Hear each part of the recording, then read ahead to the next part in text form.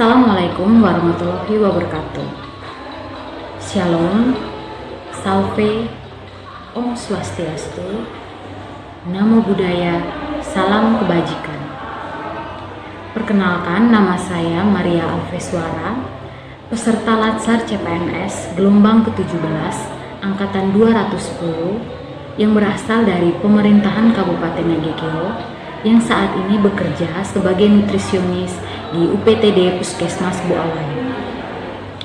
Video kali ini saya akan membahas tentang cara mengisi KMS yang baik dan benar.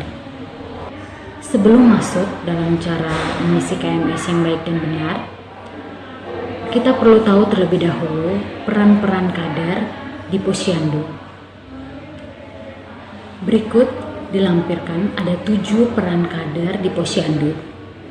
Nah, yang akan saya bahas di sini yaitu peran kader pada poin yang kelima, mencatat hasil penimbangan balita pada KMS.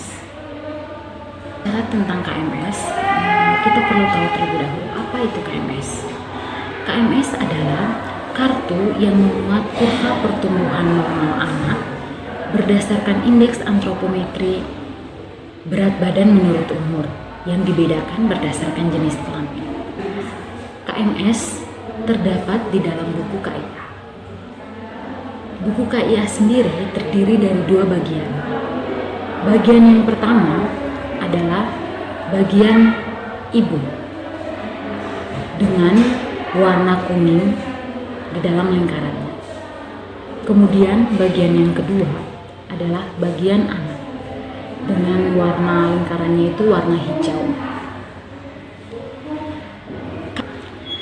KMS sendiri terdiri dari 2 jenis. Yang pertama berwarna merah muda dalam buku KIA halaman 13. Dan yang kedua berwarna biru dalam buku KMS halaman 19. Berikutnya fungsi KMS. Fungsi yang pertama sebagai alat pemantauan pertumbuhan balita dengan indeks antropometrinya itu berat badan menurut umur. Kemudian, fungsi yang kedua sebagai catatan pelayanan kesehatan balita, terutama penimbangan berat badan, catatan ASI eksklusif untuk bayi 0-6 bulan, dan kejadian sakit anak. Dan fungsi yang ketiga sebagai alat edukasi. Berikutnya saya akan membahas langkah-langkah pengisian KMS. Langkah pertama yang dilakukan adalah memilih KMS sesuai jenis kelamin balita. Di sini yang saya ambil balita laki-laki. Jadi KMS yang dipilih adalah KMS yang berwarna biru untuk laki-laki. Langkah yang kedua, memastikan identitas balita sesuai dengan identitas pada halaman depan buku KIA. Di sini yang saya ambil nama anak Marcelino da Costa Veto dengan nama Posyandu Flamboyan 5. Langkah ketiga, mengisi bulan lahir dan bulan penimbangan anak. Di kolom yang pertama, yang diisi adalah tanggal, bulan, dan tahun lahir anak. Posisinya vertikal. Kemudian di kolom berikutnya ditulis terlebih dahulu bulan, kemudian tanggal pada saat posyandu. Untuk berat badan diisi posisi horizontal. Setelah mengisi berat badan anak, langkah berikutnya adalah meletakkan titik berat badan dan membuat garis pertumbuhan anak. Sebagai contoh,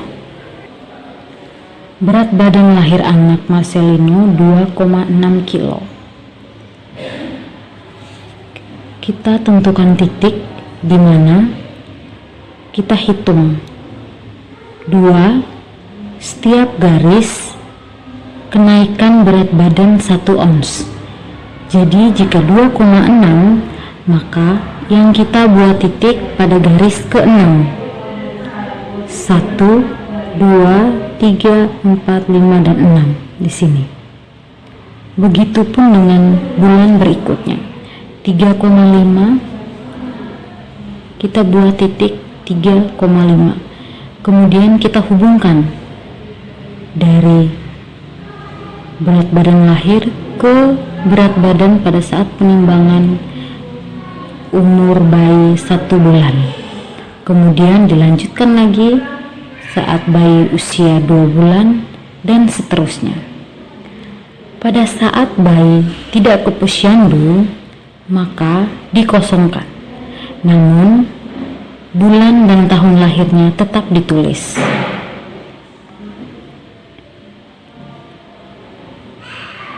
Kemudian setelah kita meletakkan titik berat badan dan membuat garis pertumbuhan anak, kita perlu bertanya kepada orang tua balita atau yang mendampingi kejadian sakit anak. Sebagai contoh, anak Marcelino pada saat dia berusia 3 bulan atau 7 bulan atau 8 bulan, pada saat penimbangan, orang tua atau yang mendampingi melaporkan bahwa anaknya diare dan batuk. Jika ada laporan seperti itu, maka kader menuliskannya di samping titik berat badan yang telah kita buat. Tulisannya seperti ini, vertikal. Diare, diare, batuk.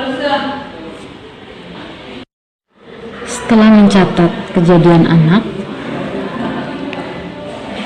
kita tentukan N atau T, naik atau tetap, berdasarkan KBM yang sudah tertera pada KMS ini. Contoh 2,6 ke 3,5, berat badan anak naik 900 gram. Di KBM, kenaikan berat minimal 800. Jika berat badan anak naik 900, maka yang ditulis di sini adalah N atau naik. Begitupun selanjutnya. 3,5, berat badan berikutnya 4,8, maka kenaikan berat badannya itu 1,3 kilo. Di sini 900 gram, otomatis naik. Begitupun seterusnya. Di sini naiknya 400 gram, sedangkan di KBM 800, maka di sini ditulisnya tetap atau tidak naik. Jika pada bulan Juni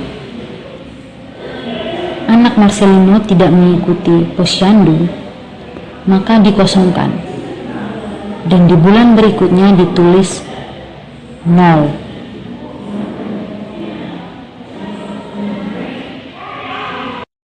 Begitupun seterusnya.